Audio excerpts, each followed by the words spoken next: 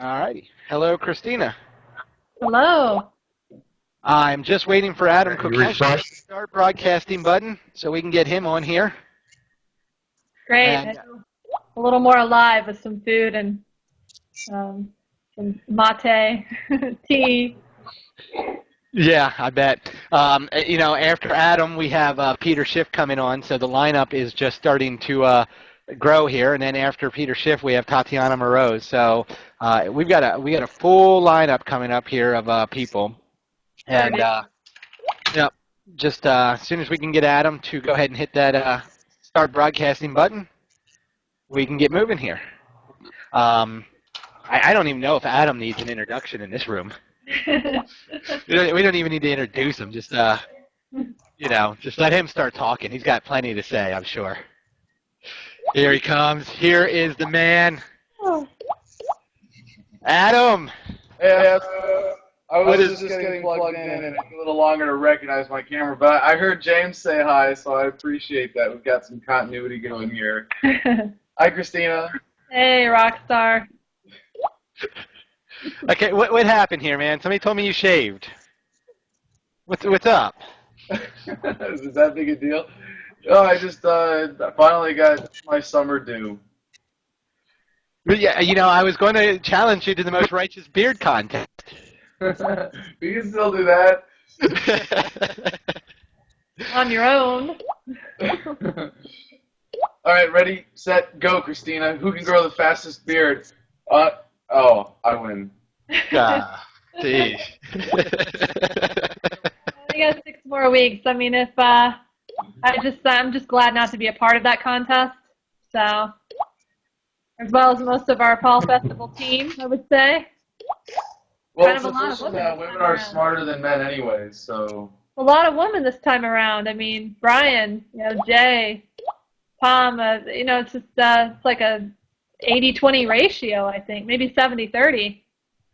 Well, it's funny because we pride ourselves as libertarians as being more aware and more awake and smarter than everybody else, and yet why is it such a sausage fest up in here? And I have my theories, and I understand that the INTJ personality types, we are the first that are drawn to this message, and there's a certain tendency for politics in general to be male dominated. But I mean, it's the same thing. Like I know my audience. It's funny, you can tell from the YouTube statistics, although I know it's a bit skewed, it's like 80% male. Well, first of all, we have Gigi Bowman helping with this, Christina Tobin, Susan Wolfe, I'm Miss Tracy Diaz. So we have plenty of women on the team here. I don't want to hear this, it's all men type thing. We got a good ratio of women. I'm not talking about this team. I think that's great. It's funny. In terms of actually getting work done in the freedom movement, I think the women do more than their share in leadership and organizational positions. But we need to do something to recruit more to the cause as a whole. Yeah. Don't forget Steffi, Liz, Christine, and Sally. Yeah, it's pretty intense. Bryan. Well, Adam, we need people to carry the weight for us slackers out here. I didn't want to say it. Yeah. People kind of sometimes say, Christina, can't you please be a feminist? I'm like, no, I'm really not a feminist. It's just not really my thing and all. But cool if you think I am, but I'm not, and I won't ever be. But hey, to the feminists out there and guys and gals and everybody, it's just that whole unity, that whole everything and accepting and coming together. And so yeah, it's super cool having wow, like a lot of women, but just more so just quality leaders, people are really on the same wavelength. Well, the thing about the term feminism, I think of myself as a feminist, although I guess I don't have like the typical definition, so maybe I'm doing something wrong here. But when I see that like part of the appeal for me of the liberty message is that it is part of what I think is the general evolutionary trend of elevating women in society as we get away from, society based on force. The contributions of women are going to be greater valued in comparison. And I think, obviously feminism has a connotation. Most people who call themselves feminists are suggestive of some specific liberal policy. But I think I think there's a legitimate. I mean, I did a video on this, so I guess that's you can watch that and see my take. But I think there is such a thing as libertarian feminism, that isn't contrary to that, but that simply, I guess it's not feminism as like another ism. Like you're either a libertarian or you're a feminist. Like no, I don't think those are contradictory at all. But I think if you believe in in celebrating the rights of women as a distinct cause, because it's something that I think is a unique cause in the course of human politics and human social evolution. I don't think there's any contradiction there. I guess I need to be careful using the term, because maybe we need another term for it. Being gay, straight, transgender, feminist, great and all. I just like to label myself as a woman. I'm pretty just not one to label. I like seeing people as individuals, and kudos to everybody out there for who they are, really. I just think maybe if I call myself a feminist, I'll get more ladies. Feminist bearded man. I don't know. Oh wow! I'm not even going to comment on any of this. I'm out of that one. So aside from causing trouble out there, what else have you been up to, man? What else have I been up to? Well, I guess I'm gonna be an international troublemaker again. There's a dance party in Japan that is inspired by the Thomas Jefferson Dance Party, and they're going to be in civil disobedience dancing against a dancing curfew in one particular city in Japan, and the organizers are trying to get me out for that. So I'm really hoping we can make that work. I can stop in California for another Joe Rogan experience appearance. That was huge. Last week I was in California on the Joe Rogan experience, and been getting a big bump since then. It's been kind of cool to see that. But he said, yeah, I was on his podcast for 3 hours, and I'm like, I couldn't stop kicking myself afterwards. Like, man, I missed. Oh, I didn't say that. Oh, I forgot to make that point. Like, oh, but he invited me back on, so he said come back on anytime. So hopefully I'll be able to swing that as part of this trip to Japan. That might be in as little as a month. I'm moving. Right now, Adam versus the Man is out of my 2-bedroom apartment. We're expanding. We're going to get a house now, and we're going to have some interns living in, and it'll be quite an interesting experience. So always growing the business. I've been doing this independent media thing for just a year now, and it's pretty cool to be in a position. Such I hate to say it like this, but a movement behind us here. People who care about this message, who watch our videos, who support what I do, who donate to Adam versus the Man, buy my overpriced merchandise, and engage with the show that way. So, other questions from the chat room we should be looking at? I've been looking in there. It's going so quick. Everybody's just calling you the Man, so I don't think there's any questions. You're just being called the Man there. But I have a question, so we'll wait for their questions to come through, and then. Biggest influence. Gary Johnson, biggest influence. Someone said, I'll bet Stefan Molyneux. And of like current immediate influences, Stefan's definitely up there. But the seminal experience for me, the most single influential book or body of knowledge was Ethics of Liberty by Murray Rothbard. And then the next one, Gary Johnson, will you endorse? Absolutely. I have to say, as much as I love Gary Johnson personally, like I really do. He voted for me when I was running for Congress. He was living in my district. And I'm really excited to support the alternative to Romney Care and Obamacare, but it's so disappointing that he's not a voluntarist. And I did a video on that saying this is what you need to do at some level to really inspire people and win the support of so many people that are Ron Paul supporters. And he, I know he watched the video. He sent me a text message. He said he watched the video, so we'll see. But I'll be waiting until after Tampa to formally endorse Gary Johnson. But I support him, and in my videos when I talk about presidential politics, I usually mention him. We follow the mainstream candidates. We definitely talk about Gary Johnson as the righteous alternative.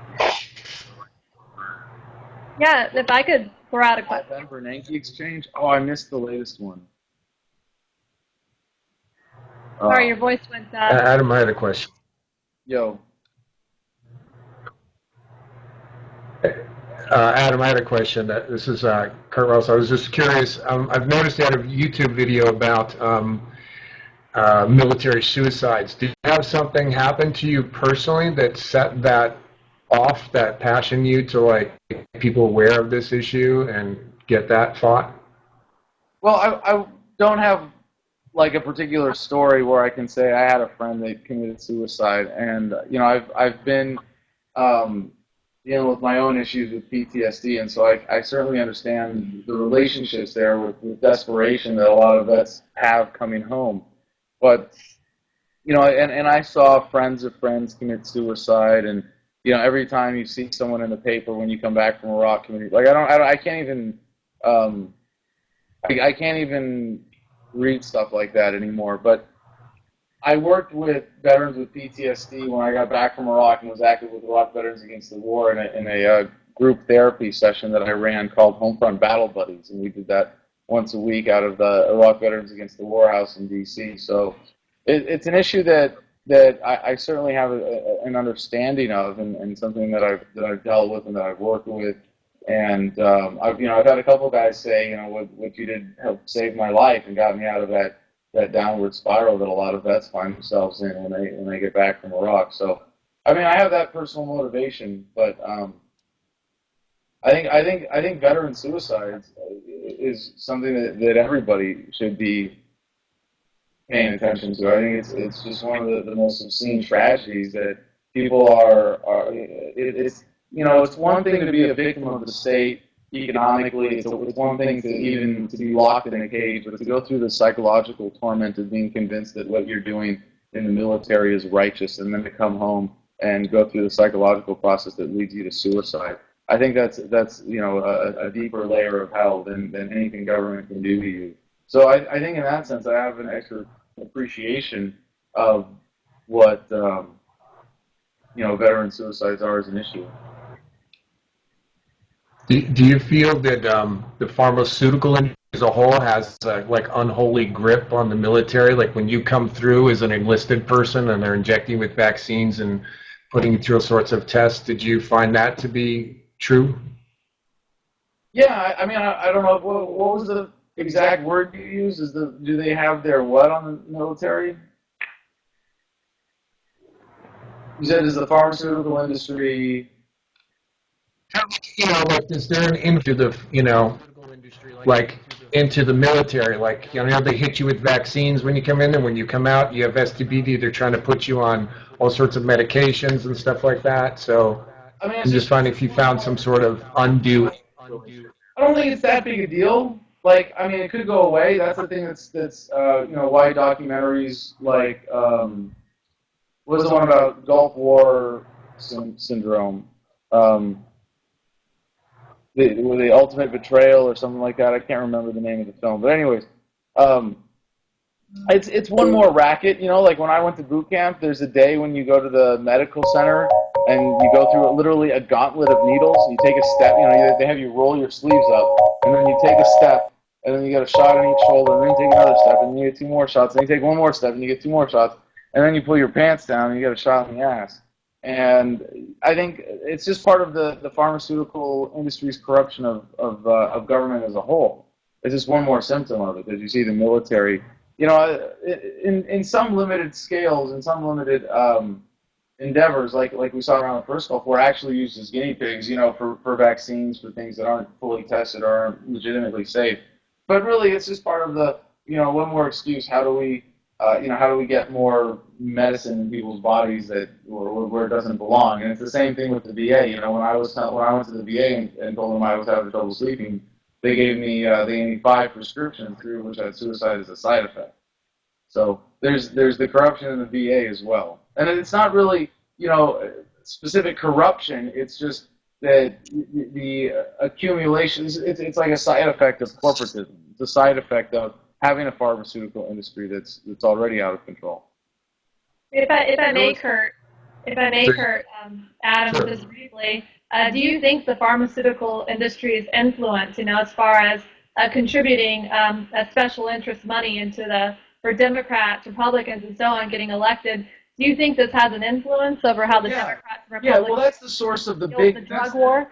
Yeah, no, that's on the drug war. Yeah, Right. yeah, to a certain extent. But that's you're right. You're right to get it. That's the source of the big corruption, and it's not in, hey, we're gonna buy you off as a congressman so you can make sure that the guys at boot camp get another vaccine. It's the big stuff when it comes to that. It's like, will you support Obamacare? Because the insurance companies wrote that. It's more about and pharmaceuticals who want to maintain their intellectual property monopolies, who want that framework to keep going, and the inordinate amount of money that they get as a result of that. So absolutely. Well, there was a question there. There was a question about the dirt on Benton earlier, and I guess we couldn't get through this without talking about Jesse Benton, at least to a certain extent. But no, one of the questions is it time to forgive Benton for dissing you? I don't hold grudges against anybody as individuals, but I mean Jesse is someone who needs to be removed from any position of trust or authority with anything having anything to do with freedom or the movement. And what I've been hearing recently, and this is I posted this on Facebook as and Twitter as a one-line thing, because this is really all there was to it. But I've heard from multiple sources that he is the target of a federal investigation, and that at the campaign meeting, Ron Paul doesn't acknowledge his comments anymore, and that he is about to be fired. Now, I could all be completely unsubstantiated, but I have some direct sources, and I wish I could come out about this. It's something I'm researching, I'm working on, I'm trying to get more information on. If it comes out, it's going to come out, but that's all I got. It's just a couple of rumors. I mean, Christina, I know people are tracking this with Paul Fest, especially with Jesse suspected of being behind the last minute announcement of Ron doing his own thing for the campaign event on Sunday. Yeah, I mentioned a while ago, I've actually, a couple of years ago, I had a sit down with Jesse for a couple hours, so really got to know him, and the relations with Free and Equal initially were wonderful. He even helped draft an endorsement letter, for Ron Paul, which we have on our website. The main event, like this is, I know we have the culmination, the big party on Sunday, but that's kind of like, that's the inside movement, that's us having our event for us and having our community and coming together. But our event when we tell the world who we are and where we are and what we stand for and stand up and make a big public statement, that's going to be Monday. And we're doing this really simple, very much open source. I'm going to be going for a walk on Monday, August 27th, and we're going to be meeting up at the at the Florida State Fairgrounds. This is like the continuation of Fall Fest. It's like I kind of like to think of it as the last event of Fall Fest, although it really is independent because it's totally unorganized. There's no official leader for this thing. There's just a call to action to come and go for a walk with us, and we're going to be marching for 8 miles in the Florida heat from the Florida State Fairgrounds just to the outside perimeter of the RNC, wherever that may be. We're not fighting to get in. We're not doing anything crazy like that. We're going to go up to the outside of the perimeter, and people can join us along the way if they're not up for an 8-mile march.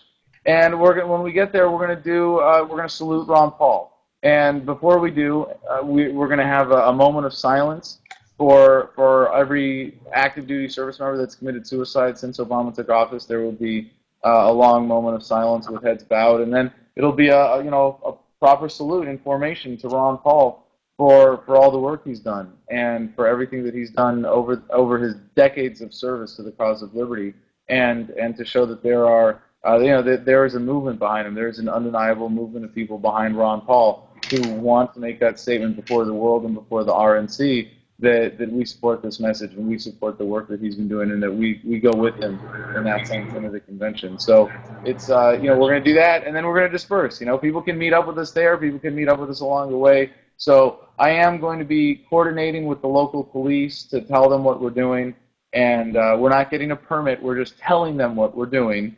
And this is a First Amendment protected activity. We're not even, like I said, we're not going into the secure areas at all. We're going from 8 miles out to the Tampa Times Forum's outer perimeter, and we're going to do our thing, and then we're going to disperse. So I hope this is a really appropriate send-off for the good doctor if he never runs again. And I'm still hopeful that he'd be the oldest presidential candidate, but he's in great shape. Why not run again in 2016? I'd be all for that.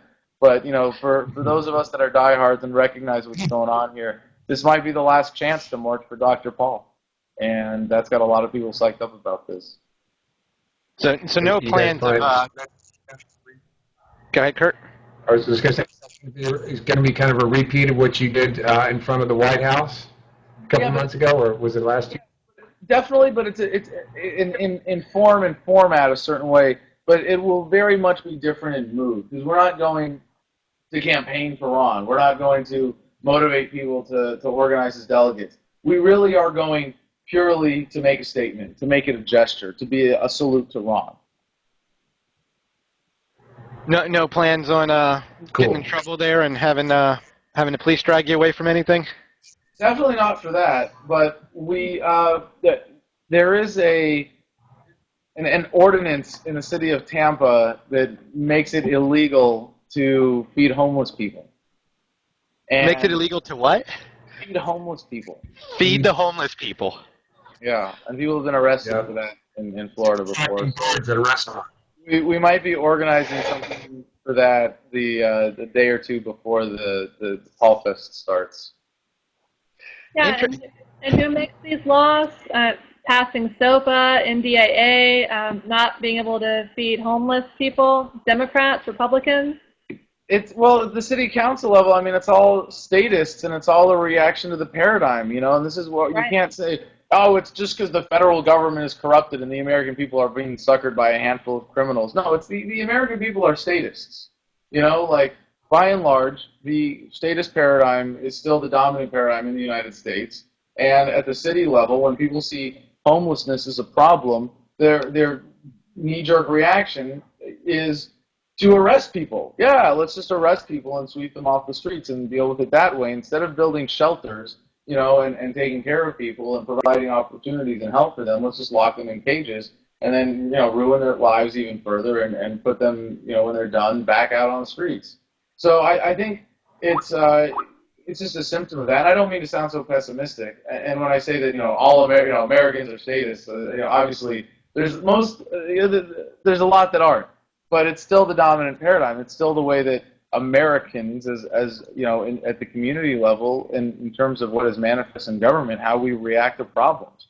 So it's like there are ordinances against feeding homeless people all over the country. It's just that in Florida, they've actually had clashes with that. And there's a great group, and they're kind of Green Party type lefties, for lack of a more appropriate, nuanced way of describing their political orientation. But Food Not Bombs is having their world gathering there. They're the ones that are going to be feeding all of the protesters. We're not going to protest. We might be demonstrating, but we're not going to protest. And I think I'm going to be there covering that, but we might have to do our own specific civil disobedience action where they're making it illegal to just feed homeless people. How did you find that ordinance? Who told you about that? It just seems so obscure, and it's like, really? It was in the news last year. When I had the TV show, we covered this because there was a group that went out and did a civil disobedience action, and about half a dozen of them got arrested for just setting up tables in a public park where they were feeding people. It's amazing. If you're down in Florida, Go ahead. I was just kind of down in Tampa, everybody knows about it, and it's a joke. It's just another one of those things like, Christina brought up before about local government just making idiotic rules to, serve a couple of vested interests and give people a reason to have people arrested. Because down in Florida, maybe Adam, you already know this, but the county sheriffs and the local city police, they're like paramilitary. If you get pulled over for speeding, you'll have 4 cars around you, within minutes. So they're pretty arrest happy there. It's a real racket down here. Yeah, and in Illinois, Chicago, where I'm at, we have, the issue of, like you said, the speed trap cameras. They don't stop at that. The police are, it's very bad. And it kind of, the question I wanted to come up with, Adam, here was your relations with, what are your relations with, for example, like the sheriff, the CSPOA, Constitutional Sheriff Police Officer Association, the Oath Keepers. Do you have any? I mean, you know, what you've worked with them in the past and the future. I mean, I'm a charter member of Oath Keepers, but I'm not particularly involved. You know, I used to interview Stuart Rhodes on a pretty regular basis. I guess I need to again. It's been a while, but I definitely support what he's doing. I think that's huge. I think what Sheriff Mack is doing is huge in terms of actually creating more liberty. You know, and a lot of people will step back, you know, and go, well, why do we need a county sheriff? Well, I actually had a great conversation. It was kind of off the record with Sheriff Mack. It was kind of on the record, like someone had a cell phone camera in our faces, but I don't think it's going to come out, this footage. But I asked him about, you know, what he thought of the fact that as a county sheriff, he's forcing his services on people in his county if they are going to pay for his salary.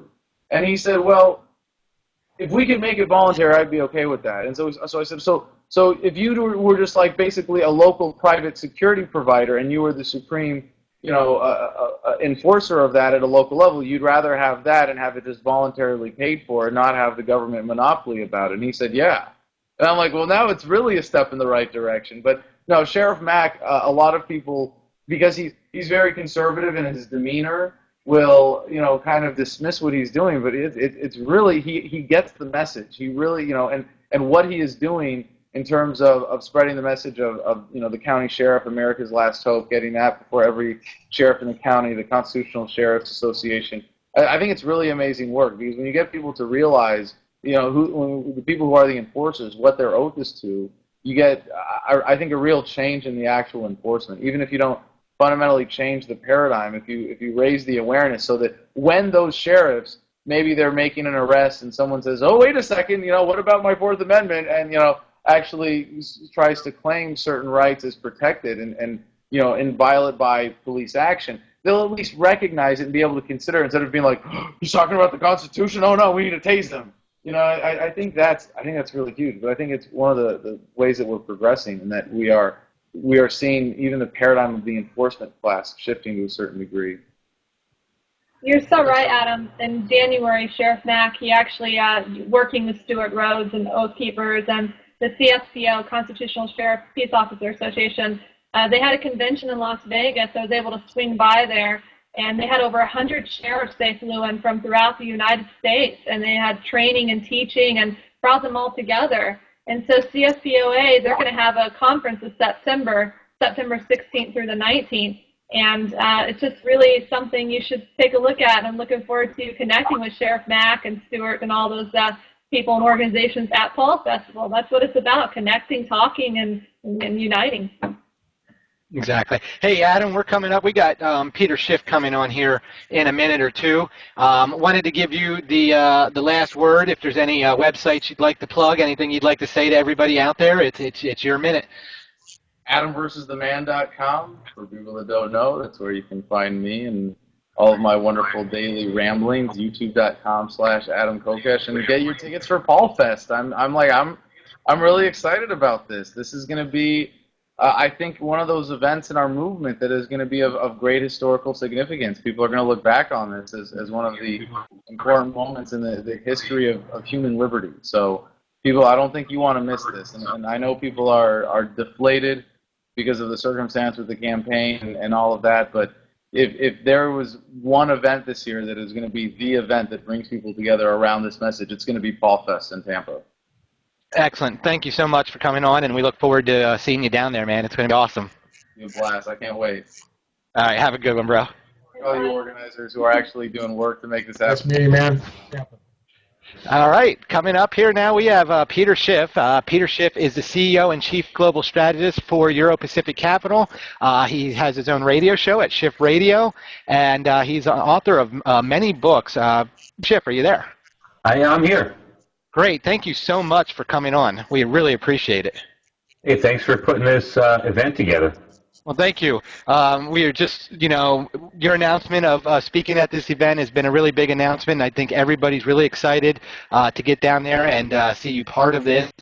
I can't even just tell you how much we appreciate the support that you and Andrew have given us in this event. It's been great, so thank you so much. Oh, you're welcome.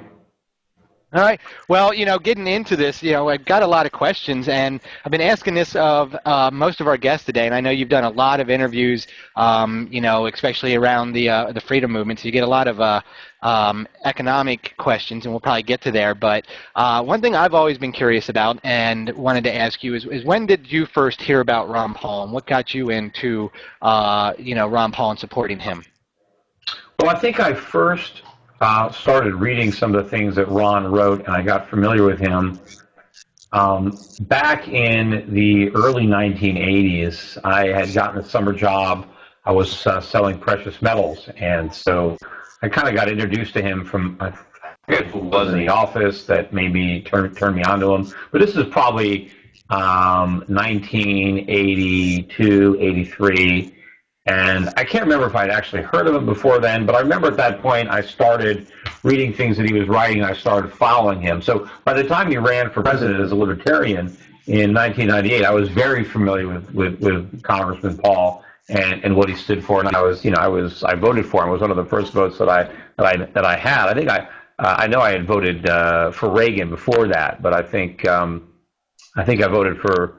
I forget if I was able to vote in the 81 election. I know I voted for Reagan. I forget if I voted for him once or just twice. But I know in 88 I voted for Ron Paul. And, of course, I've followed his activities ever since. That's a lot longer than I think most of the people in this chat room have known about. Yeah, most of them probably weren't even alive back in 1988. So young.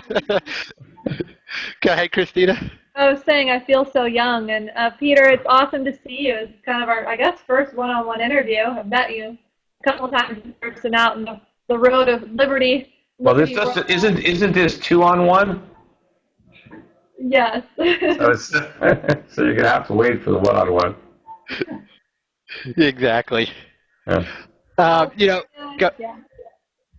I think I saw you at Freedom Fest in California, and I just love what you do for the liberty movement and throughout the United States, and just what you do with Euro-Pacific and helping people to know how to invest their money and be secure for their future. I think it's wonderful, and a lot of what you do derives from your father. I've researched your father, Erwin, a lot, and he is such a wonderful man, and it just seems that you've gotten a lot of those components from him, and again, it's great to have you today with Call Festival. Sure. Just coincidentally, my brother got a phone call from a New York Times reporter who wanted to write an obituary for my father, and just pure coincidence, not that he's on his deathbed or anything, but they basically said that they try to have obituaries for older people ready to go in case they need them. So at least they were thinking about my dad. He's 84, and his health is not all that great, considering that he's still in prison. If he could be released, he might be able to, be with us for quite some time. So hopefully they don't have to use that obituary, anytime soon. Yeah. I am new to the story of your father. I was understood that he's been in prison for tax evasion. Is that what the charge was? Well, I think he's really in prison because of his political beliefs. But yeah, that's the charges they trump up. He's in there for tax evasion or helping the government to defraud the government for taxes. But he really is in jail because of what he believes in. My father didn't try to evade taxes in the sense that most people would think of tax evasion, where he hid his income. He thought he owed money, and he just didn't pay everything that he believed he owed. He went out of his way to hide his income. He inflated his deductions. He didn't do any of that. My father told the government, "I'm not paying this tax, and here's why." And he sent in a return in which he cited several Supreme Court cases and the Constitution and says, "Here's why I'm not paying." And so he wasn't trying to hide. He wasn't trying to be evasive. He was trying to prove a point politically, and he was hoping to have his day in court. And unfortunately, he ended up in a kangaroo court, and he didn't really get a chance to present his case in a fair and impartial manner. It really was nothing more than a political star chamber.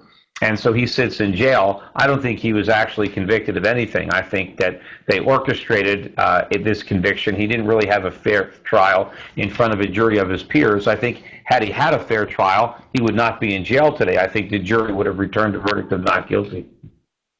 It's scary to hear a story like that. It's just to think in America that kind of stuff can happen. It's very scary. What has obviously you guys have lawyers and stuff. Is there any way of getting him that trial or what? Yeah, well, I've been working with a lawyer for a few years now, trying to get him out on appeal. The appeal is still pending. The problem is the wheels of justice, or injustice rather, turn so slowly. I'm afraid that my father will serve out his entire sentence before we finish the appeal. I mean, of course, my worst fear is that he actually dies of old age while we're waiting for the appeal to be heard. It would be a hollow victory if he won his appeal, but he was no longer living to get the news. That's just, such an unfortunate story. I've myself considered, I've always been against the IRS, something I think should be banned, disbarred, completely removed. And it seems that they get more powerful and powerful every year. And it's just too bad, when we talk about America and having that kind of system that we have right now. So, our heart goes out to you and your father. Yeah, and my heart goes out to you, Peter. You are a living, for many decades to come, legacy of your father. And, I know so much about him because, my father, runs one of the largest taxpayer groups in America. So he's always looked up to Irwin. And I've always heard about him since I was 11 years of age. Well, if you read my books, my father's name is in all my dedications. So, he's certainly, influenced me in my thinking and my writings. I've not... I'm sorry, go ahead, Christina. I was going to say, and your brother Andrew as well, sitting, chatting with him for a couple hours. Mm-hmm. I mean, you two are great brothers and great sons. I'm sure your father's very, loves both of you very much. And if I could pardon him today and release him today, I would. He does not deserve to be in prison. Yeah, well, I don't know that Obama's going to do that. That's his only chance of a pardon, or clemency anyway. But hopefully Obama will be on his way out, because usually it's when the presidents are leaving office that they typically pardon people, but they generally pardon a lot of their friends or their donors and supporters who actually did real crimes, and they let them out. So I don't know that we'd be able to get that kind of sympathy for my dad. It's just too bad. It's so unfortunate. I'm a big reader, and I have to admit I haven't read any of your books yet. So for somebody where would you suggest I start? Which book? You haven't read any of my books or my dad's? Your either one. So where would you suggest I start? What are you waiting for? You got to get my newest book, The Real Crash: America's Coming Bankruptcy, and then go backwards. And then I guess when you're finished my books, you could start with my dad's. The first one he wrote was The Biggest Con: How the Government is Fleecing You. I think that has a big story to be told there. Yep. With the economic situation, everybody just feels it these days, and how it just seems to get harder and harder. What do you see coming in the future, and how near of a future is this? Is there a crash coming? What do you see coming? Well, things are going to keep getting worse, I think, until they get worse faster. That's basically what's happening. The Fed is stimulating the economy, the government is stimulating the economy in ways that prevent it from actually healing and restructuring in a manner that would produce a real recovery. So instead, we just get sicker and sicker, only we just get sicker more slowly. If the Fed got out of the way, we'd have a deeper decline, we'd have a more severe contraction, but then we could solve the problems and lay the foundation for a real recovery. Instead, we postpone all the pain, but we never actually get healthy, and we still have pain. It's just, coming on more slowly. It's like instead of ripping off the Band-Aid and having a lot of pain real quickly, we're just peeling this Band-Aid off, and so ultimately we're going to have even more pain. We're just spreading the pain over a longer time period. Would a suggestion, as we work towards this crash, are we looking at a suggestion to really invest heavily in gold and silver? Is that something that would help people? I've already done that. And I've got a precious metals company, Euro Pacific Precious Metals, that all it does is sell gold and silver. So I'm trying to make it easier for people to buy it. Try not to, people sometimes get talked into buying numismatics or collectible coins, proof sets. by salesmen that are trying to separate people from their money. And so I try to warn people, if you're going to buy gold and silver, don't, fall into those traps. I've got a free report. Anybody that's watching this, if you want to download it, on goldscams.com is the URL. And there's just a free report, download it, and it'll tell you what to look out for if you are buying gold coins, what to do and what not to do. But I invest in that area. I own a lot of mining stocks, companies that mine gold and silver, and those stocks have been under a lot of pressure recently. Many of the gold stocks that I own are at or near 52-week lows. Some of them are at multi-year lows, despite the fact that the price of gold has gone up. The price of many of these stocks has gone down. So I think there's a lot of opportunity to buy these stocks. I don't think I'm wrong about them. I obviously could have timed some of my purchases better, although I'm holding on to gold stocks I bought 8 and 10 years ago and 5 years ago that are still well ahead. But whatever I bought 2 or 3 years ago, in most cases, unless I did get some good buys right at the lows in October of '08 through October '08, January '09, so I'm probably ahead on some of those purchases. But look at some of these big stocks. Look where they are. I've been buying them for years and years. And I think if you look at the valuations, you look at the price-earning ratios, some of these stocks are as cheap as they've ever been. They're even cheaper than they were 10 years ago. Even though the price might be higher, the earnings are a lot higher. So when you compare what you're paying for those earnings, you're getting a real bargain. Yeah, when somebody's just getting into it, is there one that people should look at over the other, gold or silver, or does it matter? It depends on how much money you have. I mean, in some cases, people don't have enough money to even buy an ounce of gold. If you're really starting small, but you can buy some silver coins. But I recommend that people buy both. I'd probably say maybe 2/3 gold, 1/3 silver. Even though I'm more bullish on silver than gold. Long term, I think the silver is potentially a lot more volatile, or is more volatile, and so it might be easier for people to buy gold because I don't want people to get scared if there's a big drop and now they panic and sell. So I think that there's less downside in gold and silver, but ultimately I think people can have both metals. I just have a quick question for you, Peter. Peter. Hyperinflation.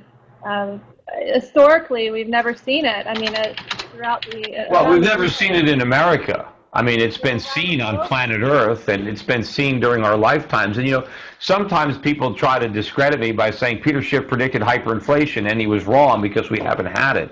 I've always said that hyperinflation is the worst-case scenario, and I can't put a time frame on it. If we do have it, I still am optimistic that we'll avoid it, but I do believe that inflation is going to get very bad before we do the right thing to make sure that it doesn't end up as hyperinflation. But I think inflation is going to be quite high, and I think it's not a factor of my being wrong on those forecasts. It's just you don't know how to time it. We're going to get it. There are external factors that are taking place that are delaying that inevitability.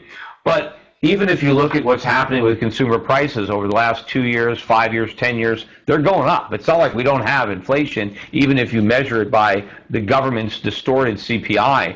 But if you just look at the things that you're buying in real life, just pay attention to prices, you'll see how much they're going up, especially if you buy something and you still have a similar item that you bought a year ago that still has a price tag on it. You can actually compare what you're paying for something today to what it used to cost you, and you'll see that the rates are going up much higher than what the government statistics would claim.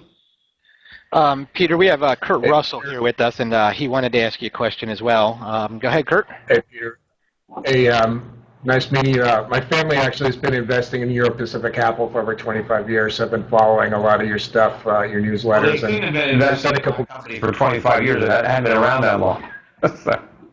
Well, my grandfather, my family, it's been at least like 20 years. I know because I'm the executive of his estate. He left me, everything, his investments, and your name is all over everything. So, but my question is about, in terms of the dollar, do you think, there's a lot of guys out there talking about the dollar actually crashing, and just curious about your opinions, like Ron Paul talking about creating a competition for currency in this country. Yeah, well, Ron Paul had his final encounter as a congressman with Ben Bernanke today, and I think he did a pretty good job, of just laying into him for the Fed's culpability in these problems. But yeah, Ron Paul wants to remove the taxes from gold and silver so that gold and silver are free to compete on equal footing with Federal Reserve notes. And I think if that were the case, gold and silver would hands down be the winners. People would prefer to transact, to save, to be paid, to contract in gold and silver if the capital gains taxes or income taxes were removed, because people would have real purchasing power protection. They could actually save. And then when they went to spend their savings, they would actually be able to buy more stuff, as opposed to now where you can buy less.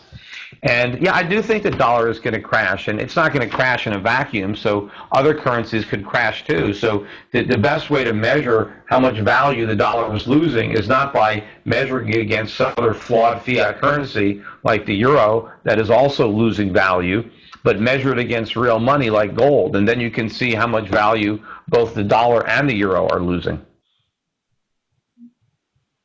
Yeah, it's amazing. Right. I often Do you tell. think that, Go ahead. as I said, do you think that would, like, the dollar crashing would open the door to a lot of these ideas people have about some super currency, a one world currency trying to happen, or like the Amero or something like that, trying to take it? People would be smarter than that. If we have a collapse of the dollar, the world's reserve currency, that people learn their lesson and not try to adopt another version of the dollar, another piece of paper with no intrinsic value. I would hope that when we have a big collapse in the dollar, that we move back to real money. We go back to gold. We don't try to replicate something that failed, but we go back to something that succeeded. Exactly. Yeah, it seems to me that the government causes these problems, and people turn to the government to find the solution. It always amazes me that happens. Well, that's why the government likes to create the problems, because it always holds itself out as the solution. And since the people in general are clueless as to the nature of the problems, it's easier for them to believe that the problem resulted from some market failure and that the government is the solution to that failure, and we just need more government, and then we'll solve the problems. But of course, we get more government, and instead of solving the problems, we create even bigger problems, which is great for the politicians, because now they get to promise even more government to solve those problems, and it's a never-ending cycle. Have you been following Ron Paul's audit the Fed bill? Yeah, I know it's getting closer. I was talking to Rand Paul just the other day, and he tells me that it's basically Harry Reid now is a key player. He's kind of on the fence. He's talked to Harry Reid. Obviously, we don't agree with him on many things, but apparently he's pretty close. He told me that he thinks that what people can do right now, if they really want to see this audit the Fed bill moving forward, is send an email to Harry Reid in Nevada and let him know that you would appreciate it if he would support this bill, that it's important to you as an American, as a taxpayer. If you happen to be a constituent, if you live in Nevada, probably all the more powerful. But just let him know that you'd appreciate it if he brought this bill to a vote and if he supported it himself. There are naysayers in the movement who say that this audit the Fed bill is it's kind of worthless. It won't accomplish anything. How do you see that? I don't know. It's a step. Maybe it's a small step. Maybe if we audit the Fed and focus attention on the Fed and people start to realize all the damage that the Fed is doing, I think that's a good thing. And not that I want to transfer the powers from the Fed to Congress. They might abuse them even more if they exercise them directly without filtering them through the Fed. But what I want to do is take the power away from the Fed and make sure that nobody else gets it. I don't want Congress having the power. I want to go back to the Constitution, which put us on a gold standard. And if you remember, the Federal Reserve initially, Federal Reserve notes were backed by gold. So the gold standard, we had the gold standard and the Fed simultaneously. We didn't really go off the gold standard until later. But you could have a Federal Reserve system and still be on a gold standard. In fact, it works much better. So even if we preserve the Fed, we need to do it with a gold standard. If we can abolish the Fed, maybe that's even better, but we got to make sure we do it with sound money. We got to do it and be on a real gold standard. We can't just get rid of the Fed and then let Congress do all the things the Fed used to do, because the Fed might do an even worse job. Congress might do an even worse job than the Fed, if you can imagine that, given what a horrific job the Federal Reserve has done. Peter, Do you Go ahead. thank you. Peter, do you feel that the two-party system, Democrats and Republicans, do you find them at fault at getting us into the mess that we are in today? And how do Certainly you... the leadership of both parties is to blame. I mean, you could probably find individuals in those parties that are, maybe tried their best to swim against the tide. Ron Paul being one example of a Republican who tried for many, many years to convince members of both parties to change. But yeah, I mean, I find fault in both parties. I mean, that's why for the next race, I mean, I support Gary Johnson over Mitt Romney. I'd much rather see him as president. Hopefully, we can get enough Ron Paul supporters to get behind Gary Johnson early on, so that maybe Gary Johnson poll numbers can rise to the point where they can actually include him in the debates. Because I think it would be great if we can get him in the debates, although I don't necessarily think that's very likely. He had a hard time just getting into the Republican debates. So if he couldn't get into those, it's going to be an even harder task to get into the general. But I think he's going to be the only candidate, and hopefully he will be the only candidate on all 50 state ballots, with other than the two Democrat and Republicans. So if he can get high enough in the polls, it would be hard for the media to excuse him, to justify not including him, rather. I mean, they might not include him anyway, but it'll be hard to justify it. What do you think, as Ron Paul is having this is his last year in politics, what do you think is the future of the liberty movement? I think it's got a pretty good future, because I think that the liberty movement was really born from not only Ron Paul's run in '08, but really the collapse in the economy, and more people starting to get the message that we're on the wrong track and that things are only going to get worse. And since I'm confident that the economy is going to keep getting worse, that more and more people are going to lose their job, then I think that should continue to invigorate the liberty movement, and more people might be convinced to join this cause as they see their opportunities evaporating before their eyes, and they get one lie after another from the government and politicians, telling them it's going to get better, when it's actually getting worse. So unfortunately, I do think that it's going to be a good environment for the liberty movement to thrive. I'm hoping that our numbers can grow substantially to be able to outvote all the people that want to live off the government, that are feeding off the government trough, and that are voting for these benefits from government. And I'm hoping that when it really does collapse and we have this real crash that I wrote about in my new book, when it really gets bad, that the voices of the liberty movement are loud enough to convince people that it's government's fault, that it is not a failure of the markets or a failure of capitalism. It's a failure to allow the markets to function. It's a failure to embrace capitalism. That is the problem. It's too much government. And if we can convince the country to go back to freedom and to go back to the founders and limited government, sound money, the Constitution, all the things that we know work, then we can have a bright future, particularly for the younger people who are a big part of the liberty movement.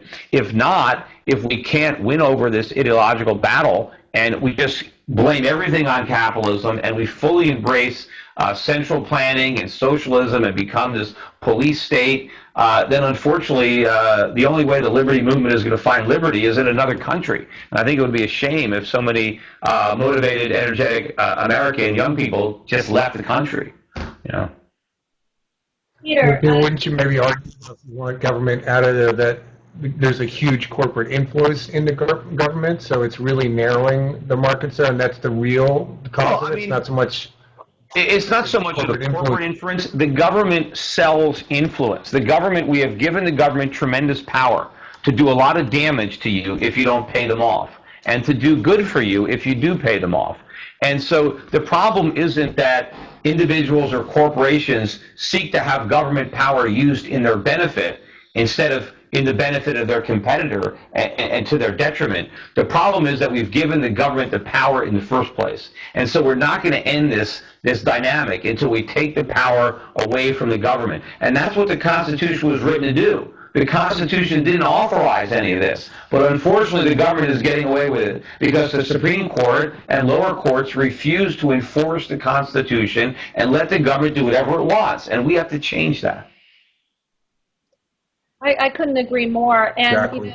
Peter, you talked about the Constitution going back to the gold standard. the Constitution doesn't even mention parties, our founding fathers. In fact, no parties whatsoever. And would you be one that would support shifting the power back to the individual? Do you believe the party system works? I mean, well, I have no problem with political parties. I mean, there were political parties that were around. I think the first president, were Federalists. That was the parties that they were in. And then, so we had political parties way back then. And the political parties aren't the problem. The problem is what happens once people get elected and the power that they now have. And although I do think that the Democrats and Republicans have a stranglehold on the process, and I think that is a problem. Just because we have two major parties doesn't mean those two parties are cast in stone. In fact, if you look throughout history, there were several different political parties that came and went. And although now we've been stuck with these two parties for a long time, it almost seems like no other party has a chance. So I think we have to break down some of those barriers that give these two parties a lock on power. You can call them the Republicrats or the Republicans, but clearly that is not what the founders envisioned when they set up our republic.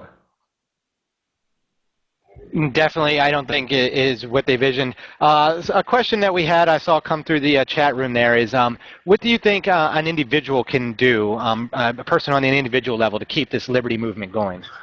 Well, they can be a part of it. They can, come to some of these rallies, but they can also talk to their friends. I mean, with social media now and the internet, an individual has a lot more power than he had 10 or 20 years ago, because each individual can influence a lot of people through social media. And of course, everybody that you influence has the potential to influence even more people. So ideas can spread a lot more virally now because of the internet. So people need to get involved. Just get online and go into chat rooms and introduce these topics and tell people about the movement, or introduce them to my stuff. Have you read Peter Schiff's book? A good book to introduce people is How an Economy Grows and Why It Crashes, which I based on one of my father's earlier books. But it's really easy to read. You read it in 3 hours and you understand economics, and you understand how the government is screwing up the country. And so if enough of us who understand this just educate other people, and then they educate other people, it can really spread. So there's a lot, and people can get involved politically. Now, thanks, I think, to Ron Paul, there are liberty-minded candidates that are running for Congress or for state offices. So you can get involved in some of these campaigns and try to influence, the legislative path that we're on. Are you planning on running again? I know you ran for Senate. Yeah, I'm not planning on running again. I haven't ruled it out. Like, I'll never do it again ever, but it's not anything I'm planning on. I didn't run in this cycle. I doubt I'll run for anything in 2014. Beyond that, 2016, who knows? I'm not planning anything, but, anything's possible. Anything we can do to encourage you to do that, to run sooner rather than later? Well, no, that's how I got into trouble last time. Everybody drafted me into this thing. But probably not. I think there's other people out there that are already running, and you can certainly work. I've got a PAC that we set up, Make Schiff Happen as a political PAC. People can make donations to that. I make donations on my own, but the PAC just, gives me a little bit more money to donate. So if you want, if you're not sure which are the good candidates yourself, just put a little money in my PAC and I'll donate for you.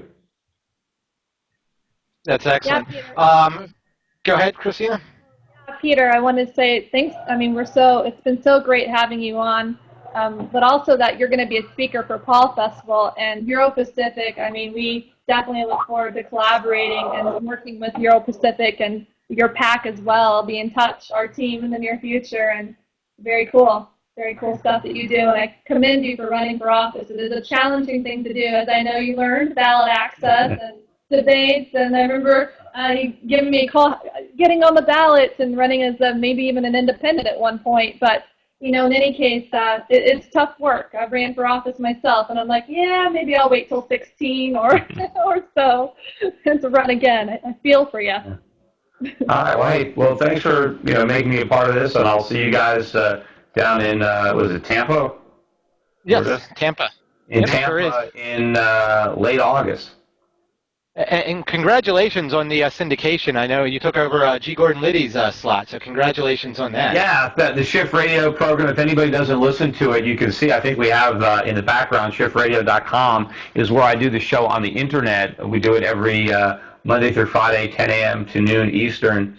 But I do have some terrestrial stations that pick up the show. I'm going to have a lot more starting August 1st when we pick up the G. Gordon Liddy stations. Not every G. Gordon Liddy station is going to take my show, but the majority of them will, so that's great. And, if you happen to live in a city that doesn't have a station that carries the show, maybe, take a look at who does have conservative talk radio and call them up and say, hey, have you heard the Peter Schiff show? We'd love to get it on our air over here. Why don't you give them a call? I mean, the more people that are asking for the Peter Schiff show, I think that's how Howard Stern got his show on a lot, because he had his followers call up other radio stations and just start bringing up his name. You can listen to Limbaugh's show or Hannity's show or Beck's show and just say, hey, have you read Peter Schiff's new book? Or what I heard Peter Schiff say this the other day. Do you agree with Peter Schiff on this? And I was listening to the Peter Schiff show the other day. If you drop my name on a lot of these stations, it might help grow the audience.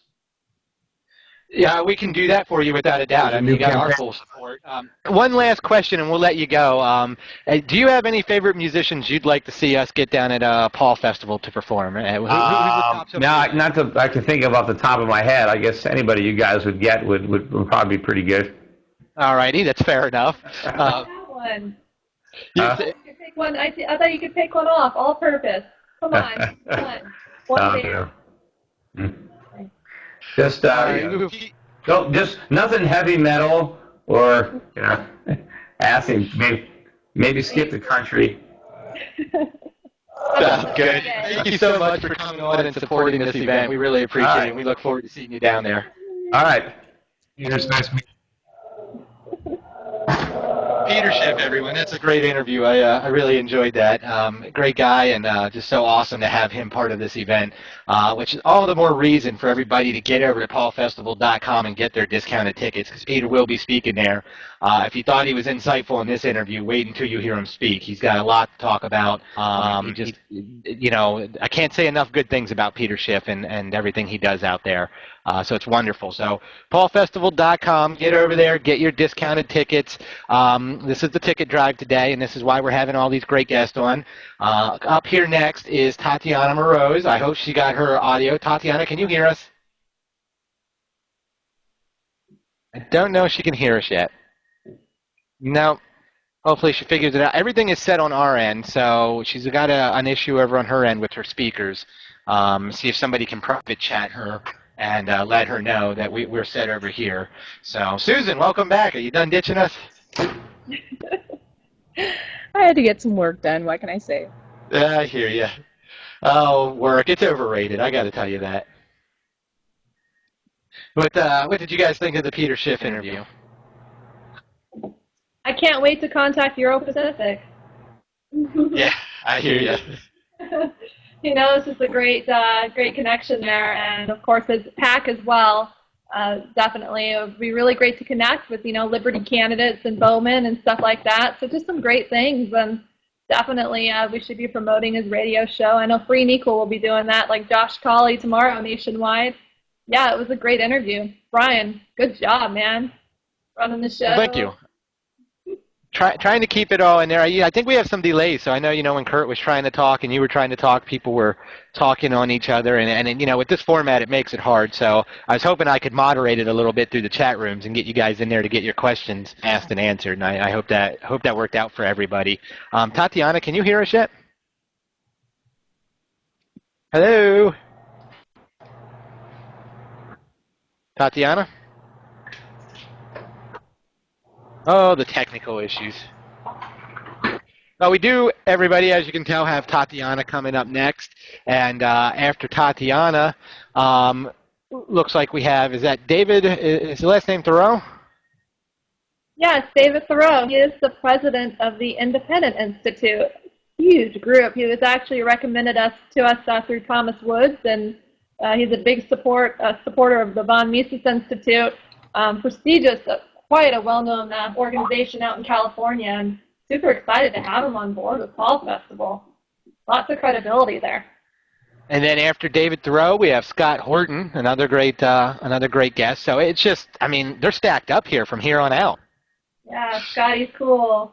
You know, he definitely plugs away. Big Liberty leader, as well as David Peter leaders here. So it's just really, it's good to have Scotty Horton on board. And I know that he's got his own radio show through Scott Horton Show, another great radio show, Free and Equal. We can't wait to publicize nationally as well.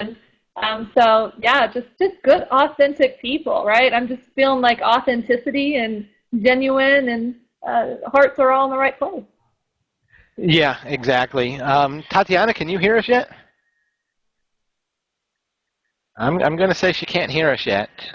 You may need to use a different browser. Yeah, something going on there with her speakers. She might have a mute on. I've done that before. Had a mute. I didn't realize I had a speaker muted, so that happens. Kurt, your take on the Peter Schiff interview? Several months ago, when we first started CBRP.com, got discovered Tatiana Moroz and the line. I think we're having audio issues all around. Wow. Well, I'm on good behavior. Yep. Susan left us again. Kurt, you there with us? Yes, I'm here. Okay, great. Your take on the Peter Schiff interview? Mine? Yes. But, it's the thing I've been hearing Peter say, it's just him reiterating a lot of stuff and stressing home a couple of different details. I mean, those are a couple of things I really wanted to know about in terms of, his stance on what Ron Paul talks about, competition of currency, because for me, that's the key log in the log jam is the currency. I mean, yeah, we have political influences, corporate influences, but, really we free up the money. You take a study of the history of the money, colonial script, all sorts of things. When there was debt-free currency, societies flourished and prospered, and that to me is really the key. So it's just interesting to hear, his takes, and I've been watching, what he's been saying. I actually kind of wanted to ask questions about, the Peter Schiff is Right YouTube video, right, and how everything kind of boomed after that for him, but. That was really great to hear him about all these things. Yeah, it sure was. I'm going to let you guys have the floor for a minute. I'm going to see if I can get over and help Tatiana out privately, so I'm not distracted. So you guys can go ahead and chat amongst each other, and make sure you push the fact that we have T-shirts and everything else for sale on the Paul Festival website, and people need to get there and do it. I don't think we've done that in a while. So anyway, here you guys go. I'll let you take it, and I'll go help Tatiana. Wonderful. Well, this will be fun to do without Bryan. Go for it. Starting to get a little lazy there. So, Bryan's definitely got some skills, that's for sure. So, well, in any case, I think the interview with Peter Schiff was very good. I felt a lot of positive energy there, and really this enthusiasm for him to be a part of Paul Festival. I mean, it just blew me away. It sounds like he sees what the movement is going to become, what it's evolving into becoming, uniting against for freedom, against the establishment, whatever the people want it to become. It's their job to label it, and it was super cool and really great for Peter to be on this show today.